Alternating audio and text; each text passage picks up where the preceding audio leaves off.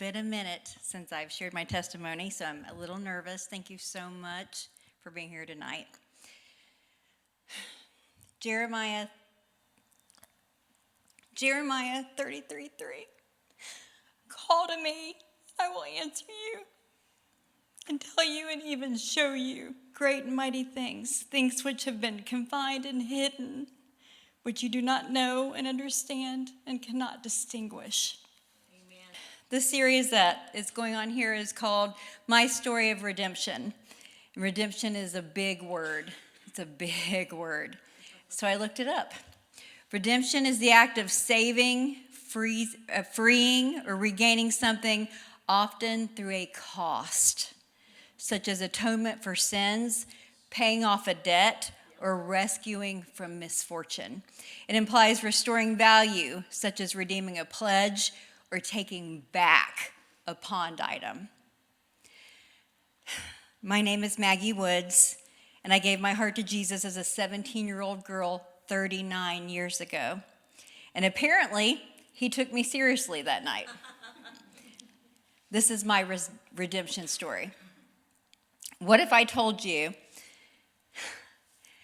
that I was a Lee College educated, Christian, married, leader in ministry, mother of 2 beautiful daughters, and a full-blown drug addict? That's what I was. That's how my story starts. My addiction went from mildly annoying to life-wrecking destruction to me and everyone who loved me. Specifically, my immediate family, my sweet husband, and my 2 girls. I have one here tonight. And there is no maintaining an addiction. It escalates. Right. It grows. It gets bigger and badder all the time. Before my turnaround would begin, I would acquire 18 arrests in 3 different counties, in 2 different states, and in 4 different jails. And it could have been way worse. Those are the ones where they caught me. Right. They could have caught me way more. Way more. That's minimal compared to the stuff I was doing out there. My childhood wasn't perfect, but it wasn't terrible either. I knew my parents loved me, and now that I am older and wiser and understand their stories better, I think they did the best that they could with the tools they had. Right. My dad's father abandoned him, and he was raised by his grandmother. My mother was raised by an alcoholic, and she lived on a farm with 13 siblings in Kentucky. Wow. They did the best that they could. And neither of them had idyllic childhoods, obviously. And stuff gets passed down. Yeah, that's right. Hear me. Stuff gets passed down. Addiction runs in my family, but also, lucky for me, so does resilience. Amen. Resilience runs in my family, too. My parents are some of the most resilient people I've ever met. I wasn't raised in church, but I always had an interest in God and in the things of God when I was a little girl. And when I was little, I was telling my husband this today, when I was a little girl, I wanted to be a nun. That was my goal. And I used to wear like a towel on my head and walk around and say I was going to be a nun. And I told Mark that today, and he just stared at me and he said, "You wouldn't have been a very good nun." He's probably right. And the church bus we were poor, and the church bus would come into our neighborhood, and they would knock on the doors and say, "Hey, we'll take your kids to church. If you want to, take your kids to church, we'll put them on the church bus, and we'll take them to Sunday school. We'll take them to church." My mother had 3 children under 5. She was like, "Go right ahead. Take them. When can they get on there? Right now." And so we would get on the church bus on Sundays, and every Sunday, I don't think I've ever told this story, I would go to the altar and get saved every Sunday because I figured out they gave you a little red New Testament. And I had about 15 of them. And somebody would come up, I was just a little kid, and I'd come up, and all the adults would come up and swarm over you and pray over you, and you got all this attention, and they gave you a little Bible and put you in the front of the church and said what it was, how great it was. And so I did that, like every Sunday. So I was always interested in the things of God. I think God was drawing me to him even as a child. I had my first real encounter with Christ at 17 at a Bible study that I went to. And I gave my heart to Jesus, like I said, that night, February 27th, 1987. I remember it completely. And I felt called to ministry. And like, where do I get off being called to ministry, right? Like, I'm just the 17-year-old nobody that's not been raised in church, raised in a dysfunctional home, you know. But I felt like God was calling me to something higher, to something different, to something better. And when I think back on it, it's something I really wanted to, you know. I would look at different, specifically women, when I was 17 years old. And at that time it was the 80s, and there were a lot of really fabulous women in ministry. And they were beautiful, and they were smart, and they were strong, and they were affluent. And I was like, I want to be like them. And so I really wanted that also. And so I went to Lee. I went to a Church of God in Ohio, and they encouraged me to go to Lee University, or it was Lee College back in the day. This was the 80s. And I came to Lee, and I went to pursue what I believed the Lord was showing me. You know, I saw myself in lights. I did. That's just being honest. I wanted to be like those fabulous women that I looked up to. I wanted to be beautiful and strong. I wanted to be good like they were. I wanted to have a ministry like they had. I wanted to have the glamour that I thought they had, just being 100% transparent. And I was at Lee trying to pursue this, and while I was there, my parents divorced, and they sold our house. So I didn't have a home to come back to. So I was like, I guess I live here in Cleveland, where we are now. I guess I live here now. And around that same time, I met a young man by the name of Mark Woods. Yes. And I was very smitten by him, and I didn't want to be. My roommate thought he was really cute. And I was like, well, I'll find out about him, and I'll let you know. And I'm still getting back to her on that. So in 1994, Mark and I got married. And in 1995, our oldest daughter, Hillary, who a lot of you know was born. She's not here tonight. She's working. And we were here. I had been in the Church of God in Ohio. Mark had been in an interdenominational church in Macon, Georgia. And we were like, we've got to find a church here. We've got to find a church here. That was our goal. And my husband was like, I don't want to do Church of God. And I was like, okay. And we heard about a church called Church of the Harvest. And I had seen Pastor Rhonda Davis at Walmart. And no. I was smitten with you too. Just beautiful, stunning. I think you had Courtney who was crying, like probably having some kind of meltdown at Walmart. I think that's the first time I ever saw you, and your hair in a big dark bun and a beautiful dress. Courtney was laying on the floor at Walmart screaming. And I remember seeing you, and I'd heard about you because one of my roommates had been to Woman in the Word. And I was like, we'll try it. So we went. We went to Church of the Harvest, and it was way different than what I was used to, but we loved it. We loved it. And then the very next time we went, Pastor Hank knew my name. He knew my name because he took Polaroids of all the new people that were coming in because the church was growing so rapidly at that time. He knew my name. And I was like, this is where I'm going. So immediately we planted ourselves in the Church of the Harvest. It was very important to us to raise our daughter in church and we have beautiful memories of our little babies being fully acclimated to the things of God. Hillary would run around with flags and hit people in the face with it during worship. And it was, and Madeline would sleep up on the altar when I would speak because I had a ministry here. Well, not here at Atkinson or Church of the Harvest called Young Women Selah. And I did that for years. And Madeline would literally sleep on the floor while I spoke. This one right here. Yeah. So in 1998, I was pregnant again, and I was having issues. I went to the doctor, and I was having issues. I was bleeding, and they told me there's a problem. And they showed me the ultrasound, and I could see on the ultrasound where the baby's head was kind of caving in. And that's kind of graphic. I apologize, but I'm just trying to tell you the facts and what I saw and how I felt. I was 28 years old. And they said, you're losing this baby. So what we're going to do is we're going to send you home with some pills, and it's going to help you to pass the baby. You're going to, it's going to make you cramp, and you're going to pass the baby. There may be a lot of blood. That's normal. But we're also going to send you home with some pain medication, a big bottle of pain medication. And I went home with that, and they were opiate painkillers.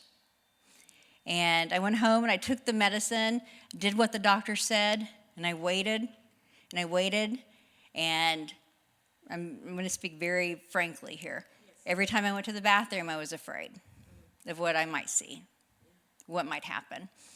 And I waited, and I was in pain, and I took the pills, and I didn't pass the baby. And that went on for several days. I would think it was about 10 days, and I went back, and they said, okay, we're going to wait a little bit longer. We're going to schedule your surgery for 4 more days. So it was 2 solid weeks that I was home waiting for this to happen. So I went in for the surgery, and they took me back and did the surgery. They called it removing the pregnancy. I had to sign a paper that said they could dispose of the products of conception. Like, I was having a lot of trouble with that emotionally. Yeah. So it was just, bam, put your clothes on, you're done. I felt like it was 30 minutes and it was over. Nobody said anything to me. Nobody offered counseling to me.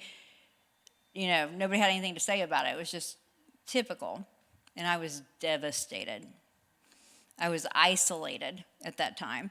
Mark was working a lot. We had a little 3-year-old. We didn't have a lot of money. We're still learning how to be adults, My parents are not available because they're in their own chaos. And we were just young and poor, basically. And Mark had to go straight back to work. I was isolated, and I was sent home with a giant bottle of painkillers. I was home with the 3-year-old, an empty womb, and a giant bottle of painkillers. I couldn't understand why God was letting me lose, because I loved him so, because I was so devout to him. And I was heartbroken. I can remember that day very specifically when I got home from that surgery, and I felt like Mark was gone immediately.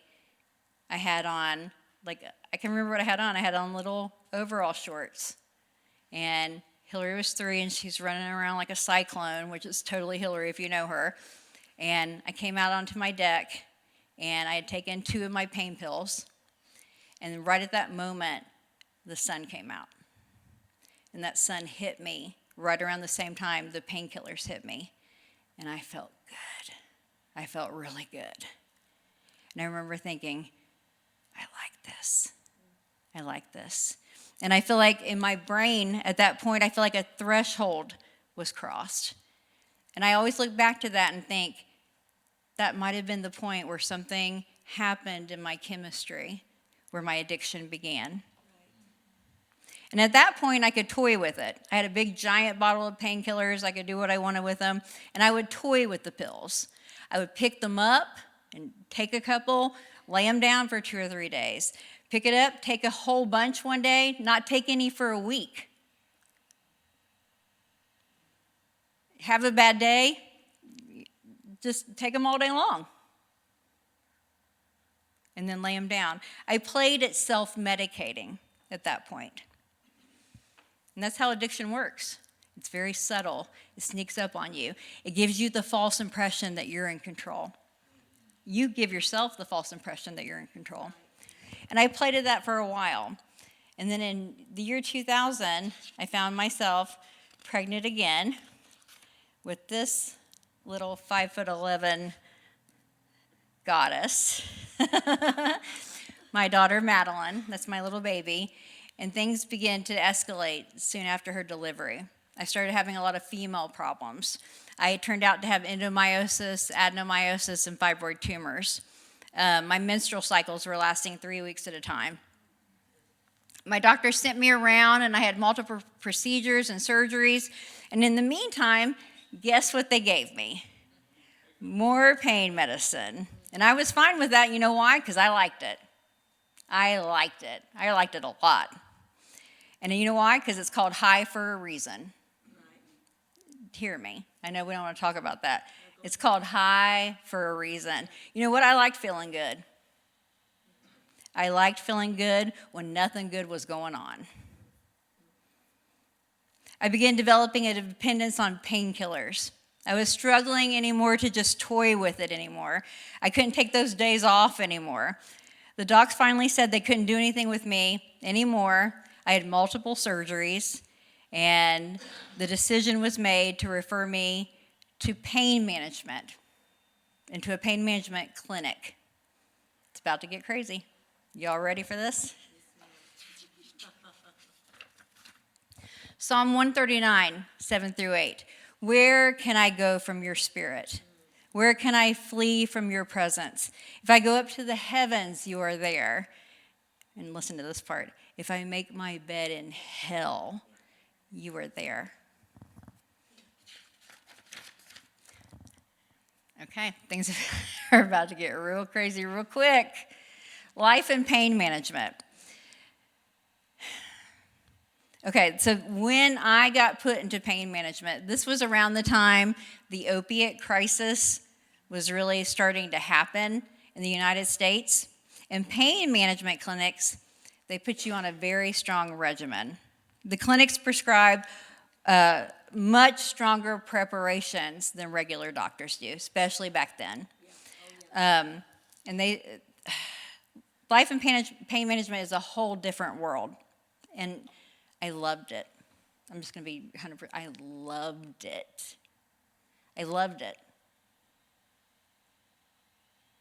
Loved it.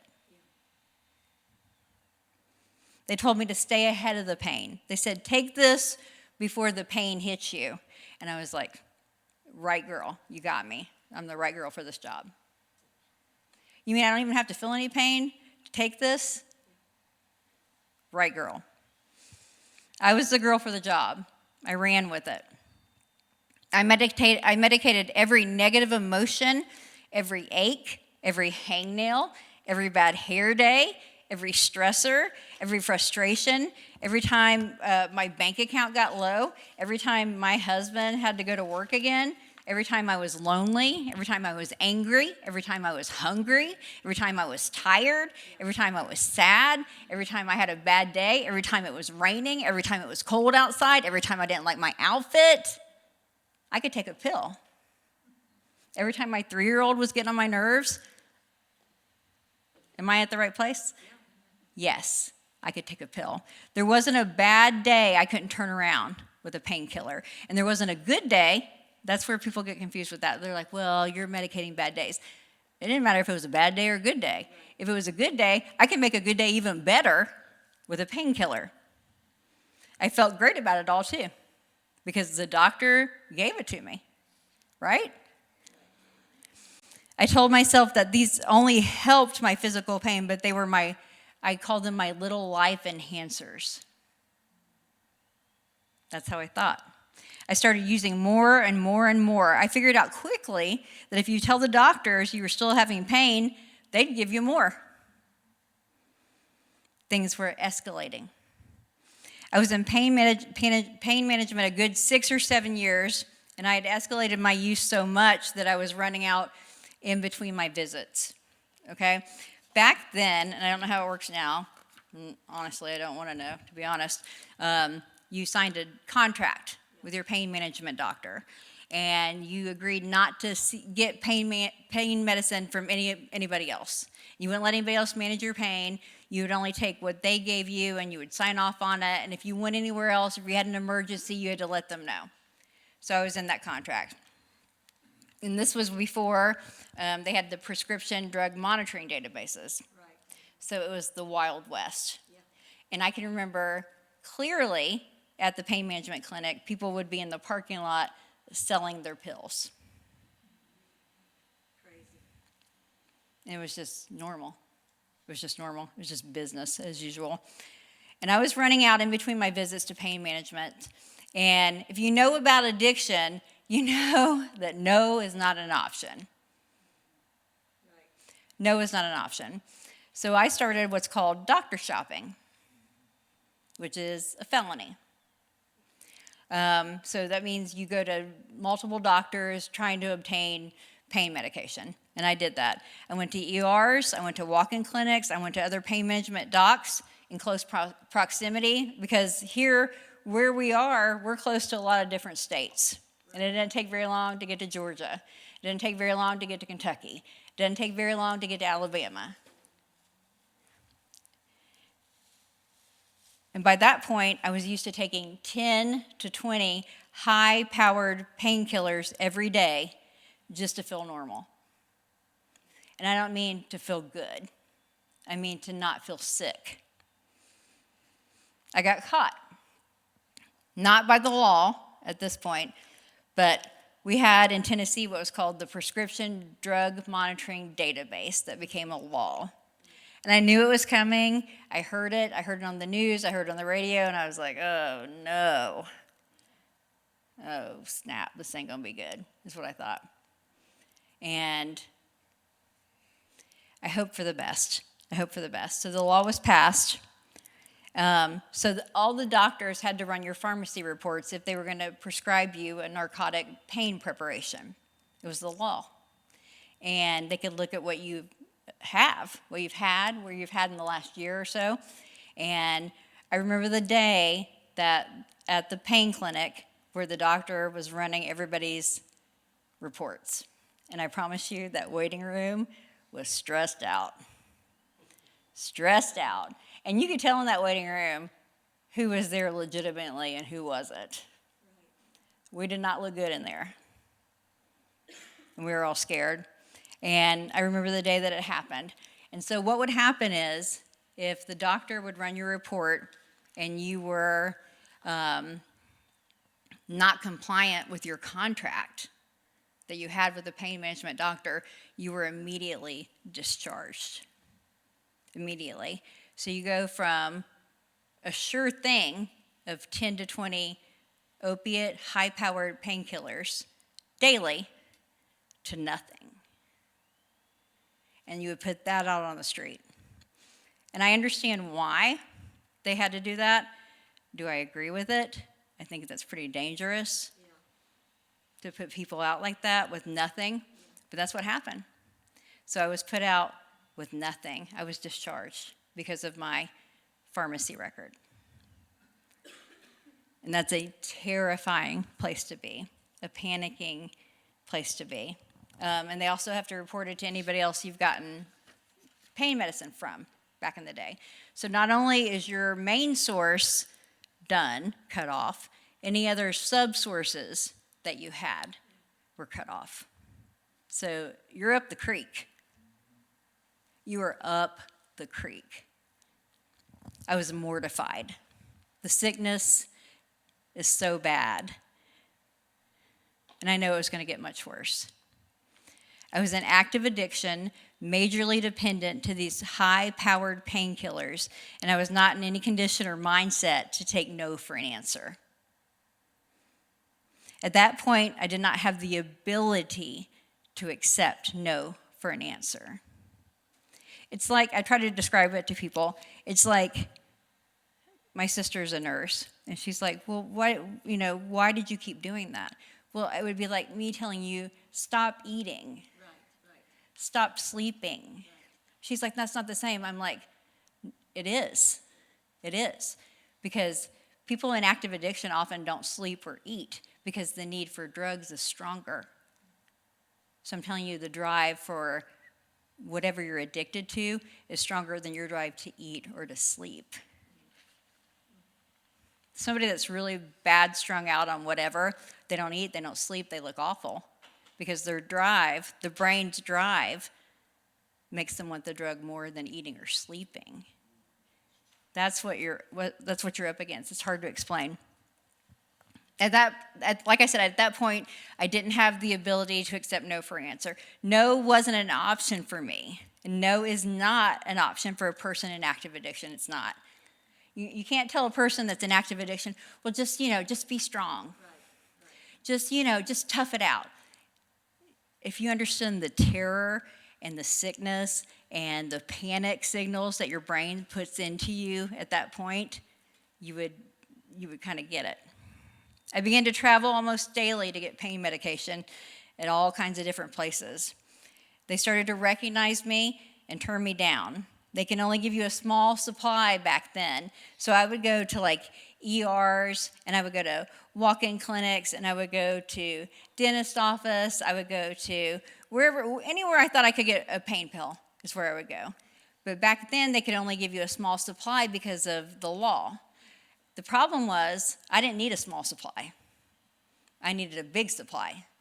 They could give me 5. So that would get me through this hour? So I was spending more and more and more time away from my family, away from my husband, away from my little girls, trying to soothe my addiction to painkillers. I was struggling to maintain the supply I thought I needed. And the issue with that also was they started to recognize me, because doctors travel around and they travel between hospitals, and sometimes I would walk into a doctor that I had just seen at another place. So they were on to me. I spent long days traveling and sitting in clinics, ERs, dentist offices, and it was becoming a huge hassle to me, is what I thought. I was annoyed. I didn't think, oh, this is a problem. Oh, you need help. Oh, maybe seek counsel. Oh, maybe go get, detoxed. I just thought, this is annoying. That's what I thought. And I thought, this is a whole big hassle. And I knew I needed a more efficient way to supply my legitimate need for pain medication. And I just needed to think of it. And that's how I was thinking. I was thinking it was me against them. I wasn't thinking I needed help. I wasn't thinking of telling anybody. I was thinking if they need to get it together so that I can have what I need. And that no pain doc would take me because I was blacklisted, because I had been discharged from a pain clinic. My brain was trying to think of a way to make this work out. And so one day, I was in some office trying to get pills for some reason, some condition I was going to make up. I think it was a dentist office, but I can't remember clearly. And I was sitting in the chair, and they left the door open, and I happened to be in earshot of a phone call that a physician was making. And I heard, it was a woman, I heard her making a phone call to a pharmacy, and she was calling in a prescription for pain medicine. And I listened to her. And all of a sudden, it came to me. I was like, I think I could do that. I think I could do that. I heard her. It was simple. It wasn't too complicated. I think I could emulate what she was doing. I think I found my answer. Eureka! That's my answer. I can sound intelligent. I can sound educated.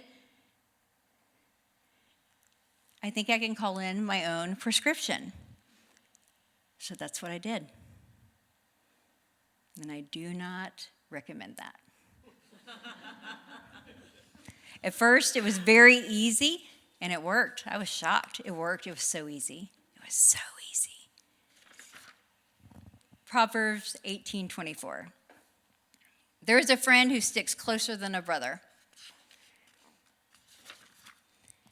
Things were continuing to get worse, and life as we knew it was unraveling all around us. I called in my own prescriptions. I pretended to be so many doctors. I pretended to be so many receptionists. I pretended to be so many RNs. Like, you have no idea. And I supplied my own drug addiction. And I did it all over Chattanooga, all over Bradley County, all over Hamilton County, all over Whitfield County. I did it in Kentucky. I did it in Alabama. Things were escalating. Things were continuing to get worse, and life as we know it was unraveling all around us. I suffered job loss, obviously, because my full-time job was getting pills. I was lying. I was stealing. I was behaving and doing things that I normally wouldn't have done. My relationships were getting broken. It works. Here's the thing with a drug addiction is it works out great, or any addiction, it works out great until it doesn't. When it doesn't work, it gets really, really bad. Not only did I get the pills, didn't get the pills I thought I needed to have, but well, if the consequences of my action didn't come knocking at the door. I found myself a part of the legal criminal justice system. 2009 was my first arrest. I was rather desperate that day, and I can tell you the story. I was out of pills, as usual, because it's never enough. That's the thing with a drug addiction. It's never enough. Or any addiction, it's never enough. It's never enough. Your ideal of what's going to be enough is not enough because things escalate, things grow. And I'd had a really bad day that day. I didn't feel well. And where I thought I was going to get my supply didn't work out. So I went to a second place. And between the time of my first place and my second place, withdrawal was starting to show up. I was feeling sick. I was looking bad. I was a little sweaty, a little shaky, a little off my game, right? And I'm speaking plainly. Yes. So I went to the second place, and I can tell you exactly where it was. It was Walgreens in Hickson, right down from Mark's restaurant, which is ironic. And I was rather desperate that day. And I went in there. I'd been shut down. I was starting to really get into active withdrawal, really feeling poorly, feeling sick, feeling frantic. And I went in, and I was talking to one of the little girls in the pharmacy. And I was giving her my fake information, because I used so many fake names and addresses and social security numbers. And I was struggling. Usually, I'm good. Like, usually I can remember stuff. You know what I mean? I see a number, and I got it. I didn't have it that day, so I was struggling. And I was watching her put my information in, and I noticed that her hands were shaking because she was scared, because she was on to me. And I was like, Maggie, she's on to you. You need to get the heck out of here. But I didn't.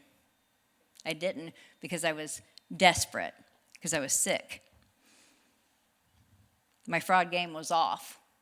And she took my information, and she said, it'll just be a few minutes. They're not quite ready. And she kind of stalled me out, and I was like, okay. So I was walking around that Walgreens. My heart's racing just even talking about it. And I was waiting for them to call my fake name. And I saw three undercover cops come running in. And they just running frantically. And I remember thinking, those are cops, because they were obvious, right? And I kept waiting. I was like, why? I was like, you need to leave. Didn't leave. Still didn't leave. Still holding on to hope that I'm going to get what I think I've got to have, right? And they kept calling the name. And I was like, don't move. And I can remember standing there pretending to look at other things and stalling. And they were walking around. And then I guess they had told, in the pharmacy, they had told them who I was. And they were kind of in my aisle, trying to eyeball me and everything. And I was trying to play it cool, and I was not cool at all. Anyway, I got arrested. That was my first arrest ever. They put me in handcuffs. They hauled me back to the pharmacy in the handcuffs in front of everybody. And they were like, is this the one? And they were like, yes, that's the one. And they hauled me outside. They put me in front of the car, and I had to wait for the police to come and get me to take me to jail. And all I could think about was how long am I going to be in there before I can get out and do this again? That's the first thought. Not, what am I going to tell my husband? Not, are my little girls okay? Not, what am I going to do about this arrest? It was, when can I get back out again so that I can get to what I think I need?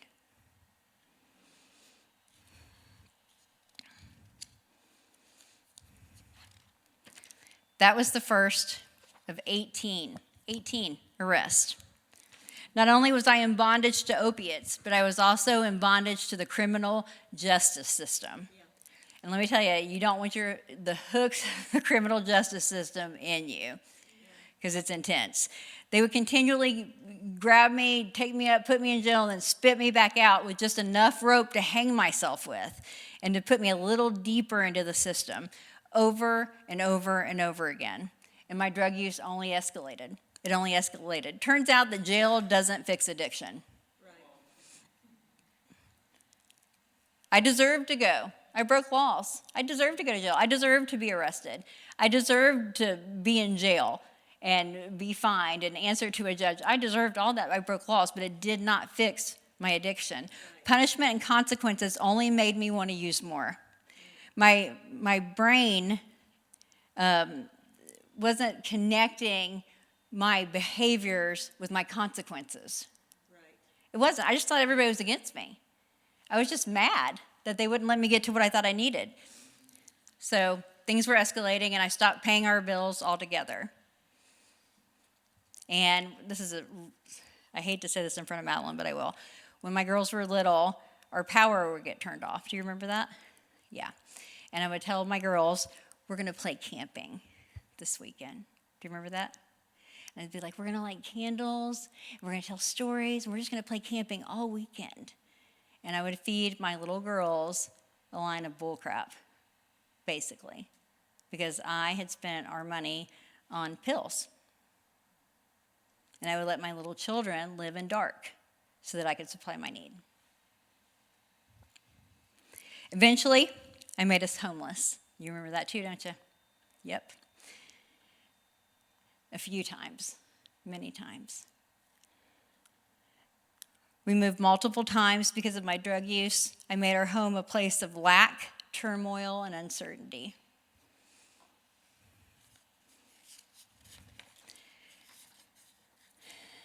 There was this one day, this is a painful memory, the day we were thrown out again. Like I said, it was routine. And this one came suddenly. Usually I could kind of feel it coming, but this one I didn't. The sheriff came to the door, and how it works is, I don't know if you've ever been thrown out, and I hope none of you have been, and I hope you never have this experience. The sheriff comes to the door, and you have 15 minutes to get the freak out, basically. And they're going to put all your stuff in the yard, and good luck with that, and that's it. And this has happened multiple times. My girls are at school. I had made Hillary a birthday cake, my oldest, and it was in a little cake plate. And the police officer was holding that cake plate because he felt bad for us, for my children. And I went to pick up Madeline. And I don't know if you remember this baby, but I picked her up, and she could see in the back of the car stuff, and she knew. And she just looked at me and said, "We got kicked out again, didn't we?" And then she just looked straight ahead. I'll never forget that. And there was no way to spin that. No way to spin that. Yeah.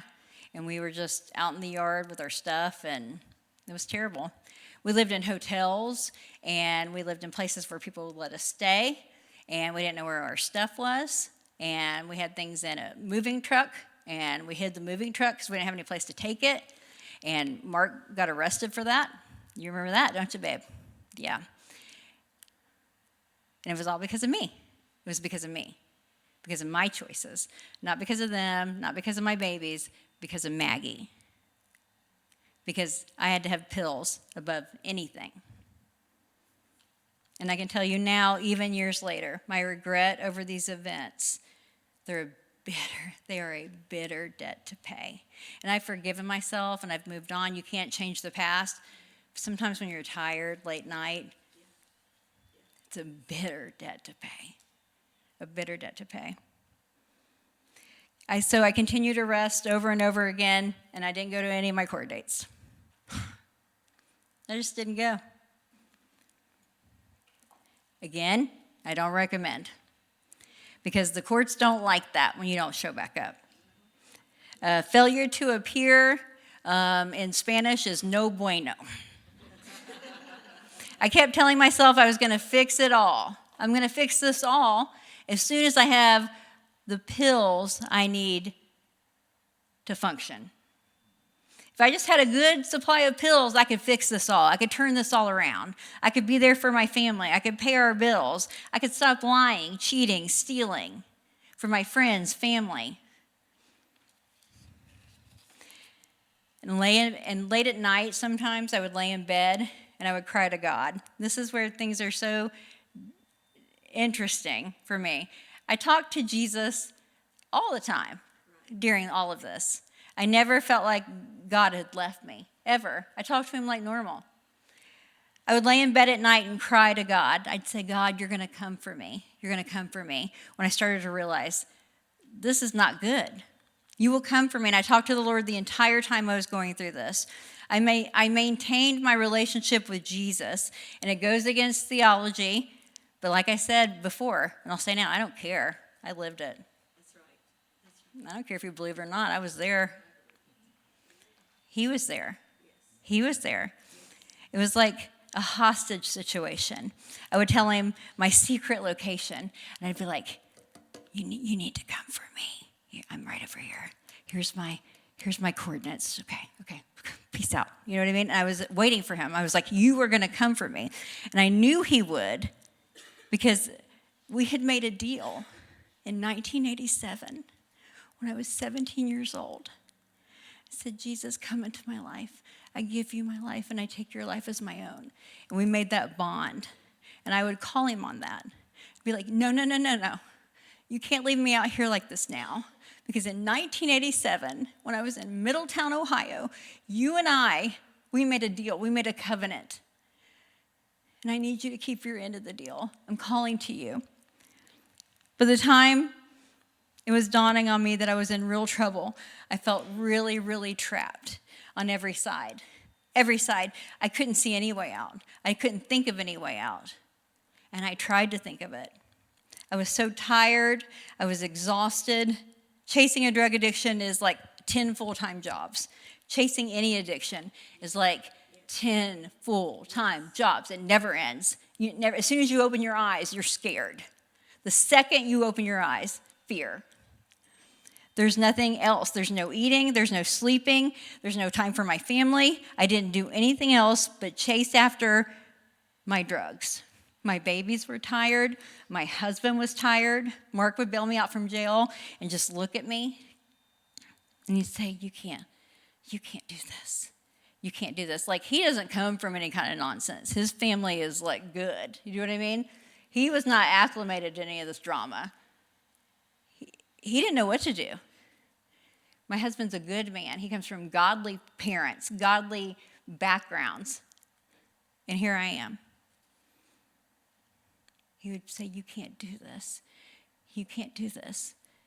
And he would say, I remember one time we were driving down APD 40 and he was just going, the girl, and just shaking his head. We were all tired and worn out, and I couldn't figure out what to do about any of it. It was a new level of misery. We were in financial trouble. We were in legal trouble. We were homeless and living in hotels. I was a terrible wife. I was a horrible mother. And I realized in addiction that all these things, to top all of that off, as if that weren't enough, that this was all designed to kill me. Like, all that's really bad, but also I'm going to die. I'm going to die. I have no power over any of this. This was how I was going to die, and there was nothing I could do about it, and I was completely powerless over my addiction. There was nothing else. In addiction, I always say, makes your life smaller and smaller and smaller. John 20, 1-3. Early in the morning, while it was still dark, Mary Magdalene went to the tomb and saw that the stone had been removed from the entrance. So she came running to Simon Peter and the other disciple that Jesus loved and said, they have taken the Lord out of the tomb, and we don't know where they've put him. Sometimes in life, you don't know where Jesus is. You don't know what he's doing. You know where he was, but you can't seem to find him. And you have faith and you come after him and you hope he's working, but you don't perceive it. You don't feel it. You don't see it. And you ask, why is God not helping me? That's all I could ask myself. Enter the church. The Lord began to pursue me through his people.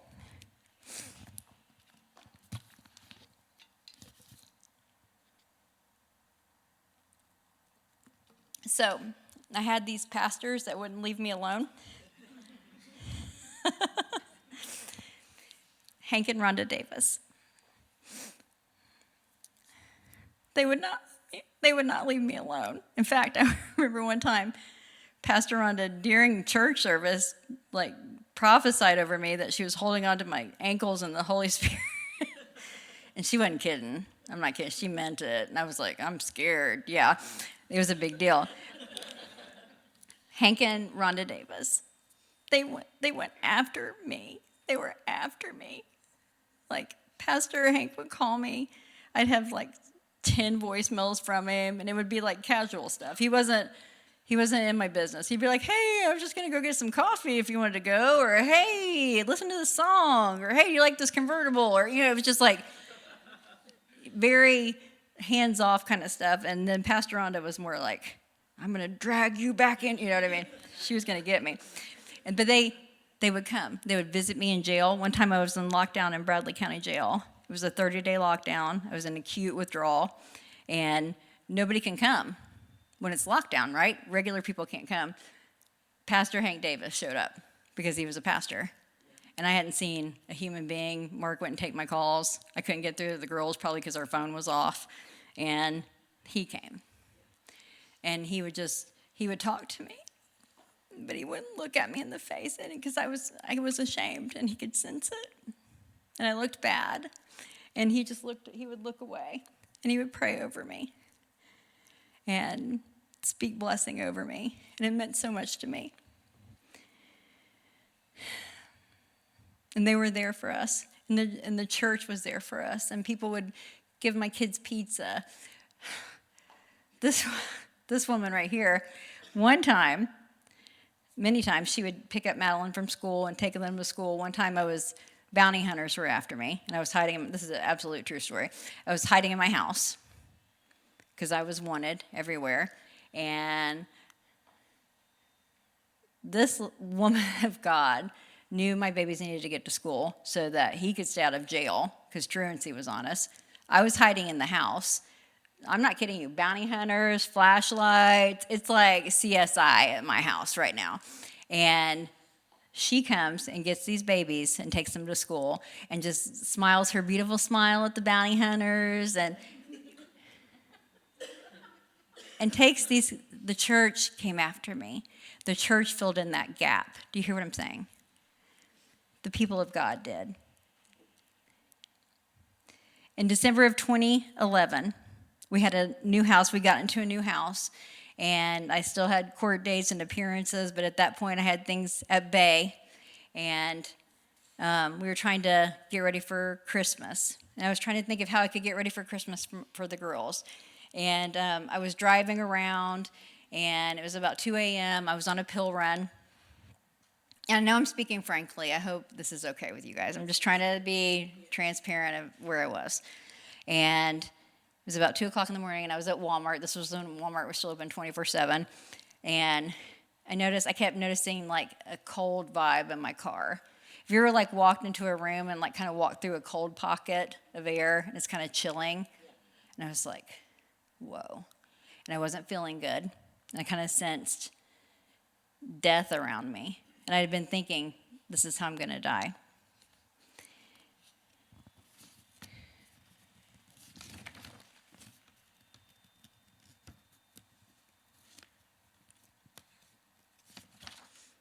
So I sat in this parking lot, and I was thinking about how bad things were. And I was thinking about how could I get Christmas together. And I was thinking, why does it feel creepy in here right now? What's happening? And I was trying to think of one person, anybody. I was just trying to think of anybody, any one person I could think of. And this is how I thought, who got to keep using, and it was going to be okay. And they made it. And I was thinking and thinking, and I couldn't think of one person. I could not come up with one person that got to, or that kept using drugs, and it worked out for them. It was 100% failure rate. And so I cried about it. Because I didn't want to give it up. I didn't want to. I truly didn't want to. About a week before that, Pastor Hank used to have a men's rehab, and all of our stuff was in a moving truck, and we didn't have any place to put it. So he came with all, and he had all those men come, and that day, Madeline and I were with him, and all the guys, and they moved everything out of that moving truck for us and put it into a storage center. And he was real sweet to us that day. He took us to Denny's, and he bought my baby pancakes, and he was being cool like he is and was, and I'm sure is still in heaven. You can't make that go away. And he slipped me a CD. He's like, "Hey, just listen to this sometime." And I looked at it, and it said "America the Addicted," and I was just like, "Oh, brother." And he didn't, I was just like, okay, yeah, I sure will. And I just stuck it in my car, and that was it. No pressure, no intensity there. And I put it in my car, and that day was really fun, and we got things done, and, it was good to see Madeline laughing and us being happy and us being productive. And it was a really good day, and that meant a lot to me.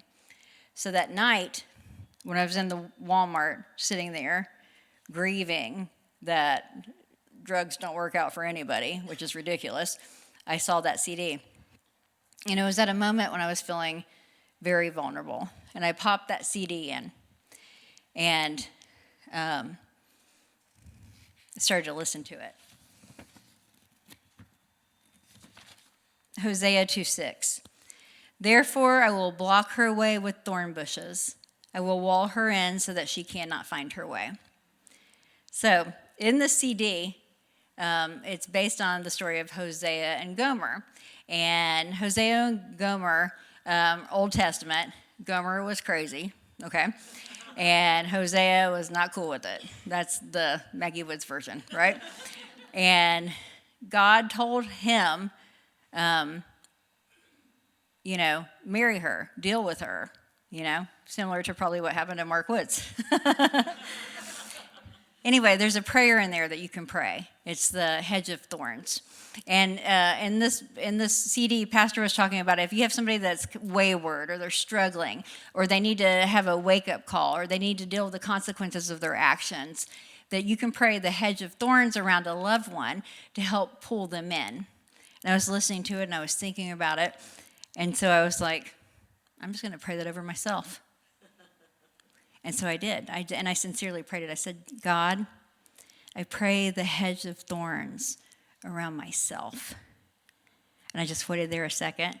And I can remember thinking, did it take? And I waited. I didn't feel anything. And I was just like, whatever. And then he said, the CD was going on. It said, after you pray this prayer, some things may happen. And I was like, yeah. He said, there may be an arrest. And I was like, you could have said that up front, right? That could have been a warning label ahead of time. I would have given you the CD back. I've got plenty. There could be a crisis. There could be a situation arise. And I was like, whatever. And so I just said, okay. And I just turned it off. So I prayed that. And I waited, and I went about my way. I didn't feel like anything happened. December 22nd, just a few days later, 2011, we're in a new house, and my girls are full of faith, and they're so excited, and they're excited for Christmas. And, they're all hopping around, and we're trying to get this new place together, and I'm trying everything I can to function without actually functioning, right? The house was going to be good this time. Christmas was going to be good this time. And I was trying desperately to get Christmas together. And I know a lot of people that have been in addiction, and it's like we try to do both. You're like, yeah, I'm a drug addict. I've broken all these laws. I'm going to jail. But I'm going to make Christmas great. That's how we think. So I was trying to get things together. We were down to one car because our car had been seized by the drug task force. And we were in a Walmart parking lot. I was with Madeline and Hillary. We were going to go pick up Mark at Cleveland Aubrey, so that's before he had Hickson. And all of a sudden, that prayer I prayed in that Walmart parking lot came to fruition. I drove out of the Walmart parking lot 2 o'clock in the morning. I'm going to go get Mark Woods. My girls are kind of fussing. I have warrants in multiple jurisdictions. I have a purse full of pills. I have my 2 little girls, and my lights are off. And immediately, there were blue lights. And I want to be cautious here not to over-spiritualize addiction, because addiction is so complex. It's made up of brain, biology, predisposition, and choices. However, I would be remiss to under-spiritualize it. I don't believe addiction is a sin or a spiritual condition, but it is spiritually devastating. And there is a spiritual realm at work. And there is a covenant God who takes your commitment to him seriously and his commitment to you seriously. I'm convinced we need the help of a loving God and living God to escape addiction. God can help us do the things we cannot do, and he can open the way of escape. That night, in between that minuscule distance between Walmart and Aubrey's Cleveland, he did that very thing for me. That hedge of thorns that I had prayed over myself drew in. December 22nd, 2011, Jesus came for me. I came driving out of that Walmart parking lot, lights off, hopelessly drug addicted, multiple warrants with my little girls, and the blue lights hit. I was arrested in front of my husband's business, literally. Like, it'd be like that thing over there. I'm here, my little baby's in the back seat. Right there is Mark's business and my 2 babies. And when they pulled me over, I told them, I was like, if I have to go, it's going to, they were like, no, because we were, Christmas. This is the one. This is the way it's going to be. I was arrested in front of them. I was put in handcuffs and carted off to jail for Christmas. I could hear probably Hillary screaming at the top of her lungs. She's very dramatic, and that was a dramatic moment. I could hear them screaming as they took me away.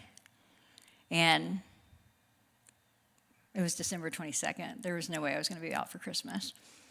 That was the beginning of a long and painful journey for me. I've heard stories of instant recovery and healing.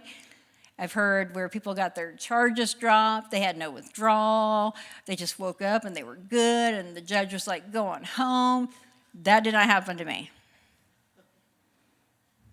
I got more charges and went through painful withdrawal, all at the beginning of a long jail tour.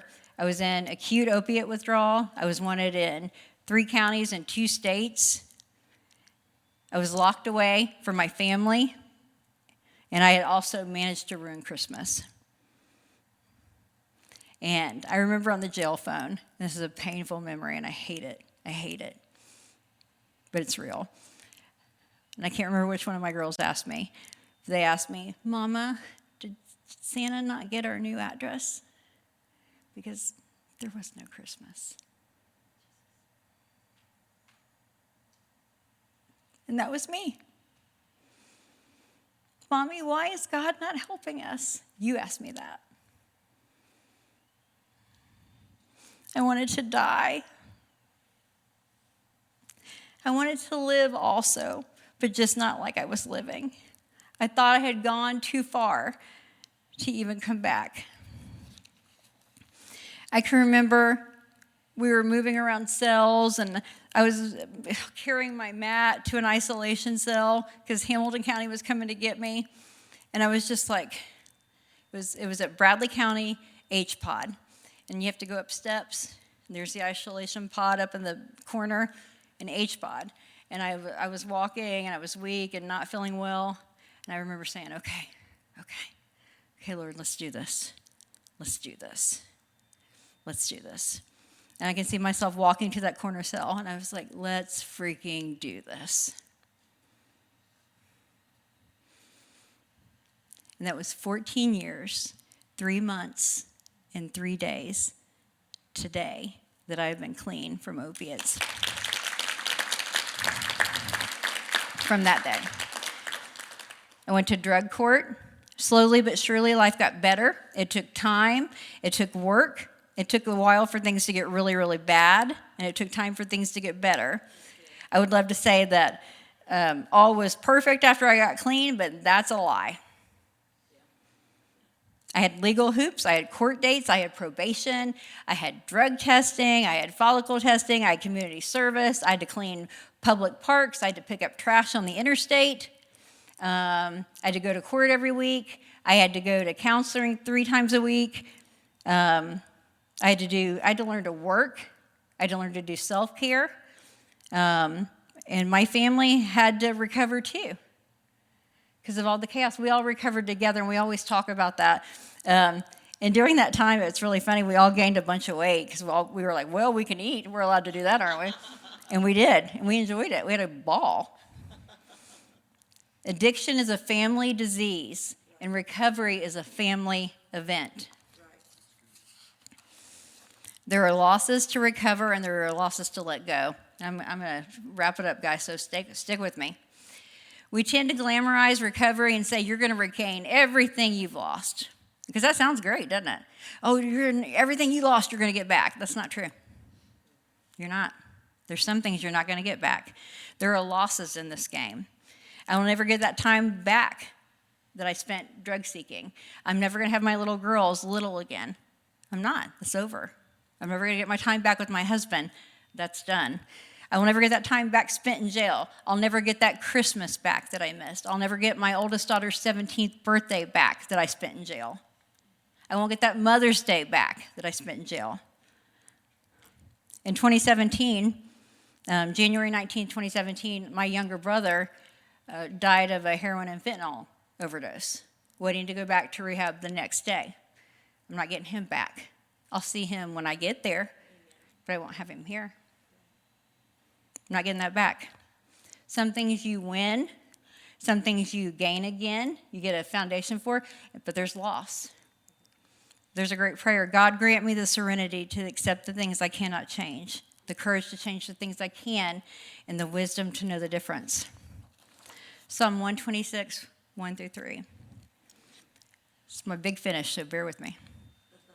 When the Lord restored the fortunes of Zion, we were like those who dreamed. Our mouths were filled with laughter, our tongues with songs of you. Then it was said among the nations, the Lord has done great things for us, and we are filled with joy. My family now, I remember being in jail and thinking, I'm going to turn things around. Things are going to get good. They'll get better. And I had we'll be able to live in a little small house, and we'll be able to buy groceries, and it'll be okay. It'll be good. But the restoration that my family has experienced has been shocking. The things we do now, the things we have now, the relationship that Mark and I have now, the relationship that I have with my girls, the way they thrive and function, how smart they are, how they're like, no, that's not acceptable. No, they draw lines that I didn't know to draw. The blessing financially that we've had, Mark and I were able to pay off over $100,000 in debt. That's crazy. Mark has been promoted in his business. I've been working my same job it'll be 14 years in August. Functioning? What is that? So we are sometimes in our world, things are so bad. But when God begins to restore, things can be so good. And my family is restored. We're whole. Am I perfect? No. Are they perfect? No. Mark could tell you I'm not perfect. And I can tell you he's not either. And he knows that I would make a bad nun, right? But the Lord has brought us so far. That's my story. Anyway, the end thing is, if God can do it for us, if God can do it for me, and I am far from perfect, I am far from reasonable some days. I'm cranky, I don't listen, I'm stubborn, I'm hard to deal with, right? Mark's like, preach, right? Smart move. If he can do it for me, he can do it for you.